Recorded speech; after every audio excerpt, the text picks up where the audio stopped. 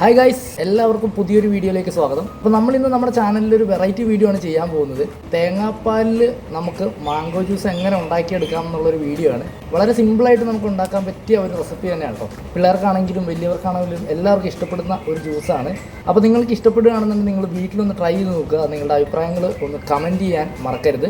മാത്രമല്ല, വീഡിയോ ഇഷ്ടപ്പെട്ടാൽ ഒന്ന് ലൈക്കും കൂടി ചെയ്യുക. നമ്മുടെ ഈ പാവപ്പെട്ട ചാനലൊന്ന് സബ്സ്ക്രൈബും കൂടി ചെയ്യുക. അപ്പോൾ നേരെ വീഡിയോയിലേക്ക് പോകാം അല്ലേ.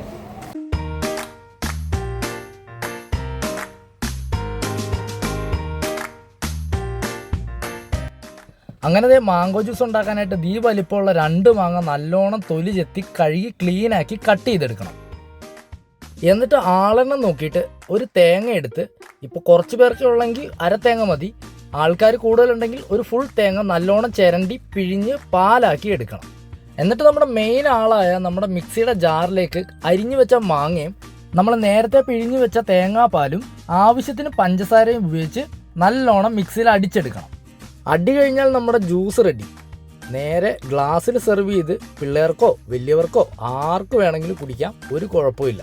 2 പുതിനയിലയും കൂടി അരിഞ്ഞിട്ട് കഴിഞ്ഞാൽ അതെ ജ്യൂസിൻ്റെ പണി കഴിഞ്ഞു. അപ്പോൾ വീട്ടിൽ വെറുതെ ഇരിക്കുന്നവരാണെങ്കിൽ ഇതൊന്ന് ട്രൈ ചെയ്ത് നോക്കാം. നോക്കിയിട്ട് നിങ്ങളുടെ അഭിപ്രായങ്ങൾ എന്തായാലും ഒന്ന് കമൻറ്റ് ബോക്സിൽ രേഖപ്പെടുത്തുക.